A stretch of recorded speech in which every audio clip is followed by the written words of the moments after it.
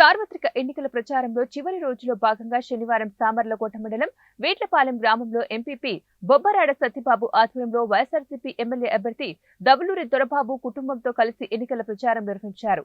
40 సంవత్సరాల తర్వాత స్థానికుడినైన తనకు ముఖ్యమంత్రి జగన్మోహన్ రెడ్డి ఎమ్మెల్యేగా పోటీ చేసే అవకాశాన్ని కల్పించారని, తనను ఆశీర్వదించి గెలిపించారని కోరుతూ ప్రచార వాహనంపై గ్రామంలో తిరుగుతూ ఎన్నికల ప్రచారంలో పాల్గొన్నారు. ఈ కార్యక్రమంలో పెద్ద ఎత్తున వైసీపీ నాయకులు, కార్యకర్తలు పాల్గొన్నారు. ఆఖరి రోజైనటువంటి ఈ రోజు భాగంగా సామర్లకోట మండలం వేర్లపాలెం గ్రామంలో నాయకులు, కార్యకర్తలు ప్రజలతో రోజు రోడ్ షో చేయడం జరిగింది.